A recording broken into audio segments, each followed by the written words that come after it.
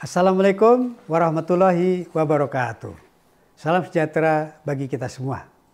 Pemirsa, jumpa lagi pada Dadang Suwana Channel. Kali ini kita akan membahas tentang tinjauan umum pelayanan publik. Kalau kita evaluasi pelayanan publik itu, evaluasi pelayanan publik nih. Apa sih evaluasi pelayanan publik? Kita melihat komponennya. Lalu kita lihat indikator, kita bandingkan dengan indikator. Nah, kalau kita lihat komponen daripada kebijakan pelaksanaan, ini harus ada nih. Yang pertama memang kalau kita lihat dari sistem pelayanan manajemen, yang pertama itu adalah struktur kelembagaan. Yang kedua, kebijakan. Yang ketiga, perencanaan. Yang keempat, sistem dan prosedur. Yang kelima, keuangan. Yang keenam, SDM. Yang ketujuh, pelaporan. Yang kedelapan adalah pengendalian. Nah, kita lihat sekarang pengendaliannya di sini. Apakah pengendalian kebijakan pelaksanaannya nih? Kebijakannya apakah kebijakannya ada tidak? Kebijakan pelaksanaan. Jadi ada tidak standar pelayanan? Ada tidak nanti standar pelayanan? Sebab pelayanan publik itu harus ada standar. Sebab kalau tidak nanti pelayanan publik suka-suka aja tuh, tidak ada standar. Yang kedua, harus ada maklumat pelayanan. Harus ditempel itu di masing-masing kantor. Misalnya di puskesmas. Pelayanan itu di situ bahwa pelayanan harus dilaksanakan sesuai dengan urutan dari satu ke bawah. Harus dilaksanakan dengan biaya minimal. Itu harus ada namanya ada maklumat pelayanan. Yang kedua, harus ada dilaksanakan survei kepuasan masyarakat. Harus ada kotak-kotak di situ di puskesmas itu, kotak pengaduan. Pelayanan masyarakat puas tidak dengan pelayanan yang dibuat oleh puskesmas tadi. Ya, itu adalah namanya kebijakan pelayanan. Yang kedua yang harus diperbaiki adalah profesionalisme SDM. Bahwa dia harus didukung oleh para pegawai yang profesional. Jadi di situ nanti salah satu indikatornya apa? Ada tidak kompetensi pegawainya? Kompetensi pegawainya bagaimana? Kemudian yang kedua, aturan perilaku dan kode etik. Ada nggak kode etiknya? Lalu ada nggak budaya pelayanan? Nanti ada kode etik, ada standar ya. Kalau standar itu nanti, standar itu adalah kalau saya standar keluar ke orang itu namanya standar. Bagaimana saya melayani orang, masyarakat, pihak eksternal, itu butuh standar. Itu namanya standar. Nah, kalau ke dalam, itu bagaimana saya berperilaku? Saya harus jujur, saya harus sopan, saya harus santun. Ini adalah etika. Dan ini harus dibuat semuanya nih. Dalam profesional SDM, itu harus ada kompetensi pegawai, ada aturan perilaku, dan kode etik, ada budaya pelayanan. Nanti ujungnya, apa yang kita laksanakan itu kalau sudah bertahun-tahun, bekerjakan terus-menerus, itu namanya berubah menjadi budaya. Jadi budaya santun misalnya begitu. Itu yang akan ada, ini akan berubah. Kalau kita bersifat untuk pelayanan, maka kita akan berubah menjadi budaya santun misalnya seperti gitu. Budaya malu, ini yang harus kita perbaiki. Nah, yang ketiga yang kita akan perbaiki komponennya adalah sarana prasarana. Jadi sarana prasarana itu bagaimana tempat parkir. Ini saya pernah melihat satu survei bahwa rumah sakit itu yang pertama ternyata penilaian kepada rumah sakit adalah tempat parkir. Kan biasanya kita bagaimana pelayanan kepada medisnya, ternyata tidak. Yang paling utama adalah bagaimana tempat parkirnya. Tukang parkirnya sopan nggak kira-kira? Santun tidak? Memang bukan dipungut biaya? Iya, pungut biaya silakan. Tapi santun tidak. Sarana parkirnya bagus tidak? Memadai tidak. Lalu ada nggak ruang tunggu di sana? Lalu ada nggak toilet? Kemudian ada nggak ruang laktasi? Ruang fotokopi? Ruang kantin? Lalu arena bermain anak? Lalu sarana prasarana khusus untuk orang-orang khusus ini. Ini nanti harus ada di situ. Ini kita semua saya perhatikan sih pemerintah sudah mulai berusaha memperbaiki ini sarana prasarana. Tapi masih banyak yang tidak. Misalnya nanti toilet, ada nggak sarana prasarana parkir di tempat parkir, ada nggak toilet? Itu belum tentu kebanyakan itu. Saya melihat di banyak rumah sakit tuh suka nggak ada. Contohnya begitu kalau dalam bidang pelayanan rumah sakit. Nanti termasuk pelayanan yang lain. Nah, yang keempat yang harus diperbaiki adalah sistem informasi pelayanan publik. Sistem informasi pelayanan publik itu apakah menggunakan elektronik, non-elektronik, atau pemutakhiran data.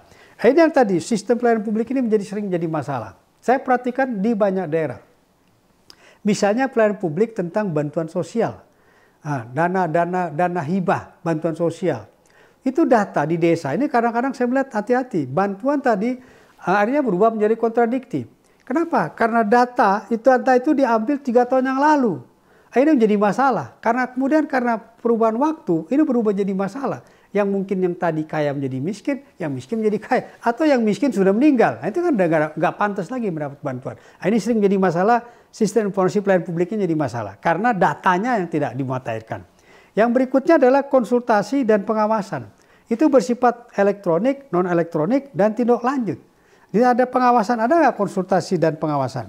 Yang keenam, ada tidak inovasi unit pelayanan publik. Nah, kita diminta untuk terus memperbaiki, diadakan inovasi. Nah, peraturan pemerintah nomor 2 tahun 2018 tentang standar pelayanan minimal mewajibkan pemerintah daerah untuk Pemda wajib membuat standar pelayanan minimal kepada urusan pendidikan, kesehatan, pekerjaan umum dan penataan ruang, perumahan rakyat dan kawasan permukiman, kemudian ketentraman, ketertiban umum, dan perlindungan masyarakat serta sosial. Nah, sekarang kita akan lihat di sini. Apa pelayanan umum di dalam pendidikan? Standar pelayanan minimal di bidang pendidikan. Ini kalau di provinsi itu akan membuat khusus menengah khusus. Lalu kalau di kabupaten kota ada usia dini, dasar, dan kesetaraan. Di sini ini beda-beda nih standar pelayanan pendidikannya. Lalu standar pelayanan dalam bidang kesehatan. Nanti kalau di provinsi pelayanan kesehatan. Nah, kalau di kabupaten kota Yankes untuk ibu. Lalu yang terdampak krisis kesehatan. Di sini misalkan lalu di kesehatan di kabupaten kota ini akibat bencana ini untuk provinsi. Nah, untuk kabupaten kota itu adalah pelayanan kesehatan ibu hamil atau ibu bersalin. Nah, kemudian pelayanan kesehatan pendidikan kejadian luar biasa provinsi itu nanti. Lalu di sini ada juga pelayanan kesehatan bayi, lahir, pelayanan kesehatan pendidikan dasar. Nah, kemudian juga standar pelayanan minimal untuk pekerjaan PU. Di provinsi itu ada 2, air minum untuk lintas kabupaten kota. Kemudian pelayanan air pengelolaan limbah logistik regional lintas kabupaten kota. Nah, kalau untuk kabupaten kota, ya penyediaan air minum sehari-hari, penyediaan pengelolaan limbah logistik domestik, nah itu akan dilaksanakan oleh kabupaten kota. Kemudian berikutnya lagi, standar pelayanan minimal untuk perumahan rakyat dan kawasan permukiman. Untuk di provinsi, itu adalah penyediaan dan rehab rumah layak huni korban bencana di provinsi.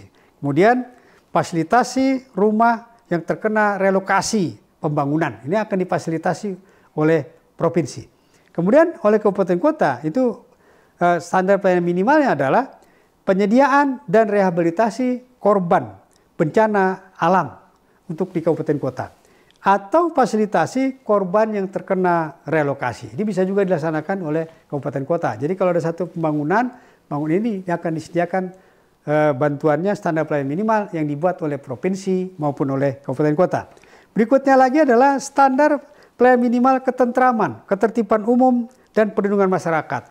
Untuk provinsi, pelayanan ketentraman ketertiban di provinsi. Untuk di kabupaten kota itu adalah kawasan bencana, lalu pencegahan dan kesiapan terhadap bencana, penyelamatan evakuasi korban bencana, dan penyelamatan evakuasi. Ini dilaksanakan oleh kabupaten kota. Kemudian standar pelayanan minimal bidang sosial, urusan sosial.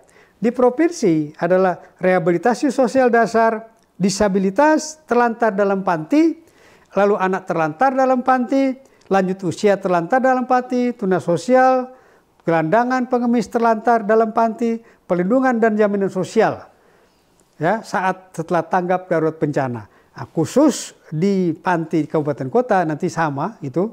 Ini ada juga di kabupaten kota. Nanti akan ada di kabupaten kota. Nah, kemudian berikutnya adalah penerapan standar pelayanan minimal dengan tahapan. Yang satu adalah pertama adalah pengumpulan data. Yang kedua, perhitungan kebutuhan dan pelayanan dasar. Yang ketiga, penyusunan rencana pelayanan dasar. Yang keempat adalah pelaksanaan pemenuhan pelayanan dasar. Ini akan merupakan yang perlu dibuat oleh provinsi, kabupaten, kota. Jadi ini adalah evaluasi pelayanan publiknya tadi. Jadi nanti seluruh pemerintah pusat maupun pemerintah daerah harus mengevaluasi tentang pelaksanaan dari pelayanan publiknya. Apakah telah sesuai atau tidak? Atau tidak baik atau tidak. Nanti kalau ternyata tidak baik, maka perlu diperbaiki. laksanakan perbaikan, perlu ada reflektor, itulah dievaluasi.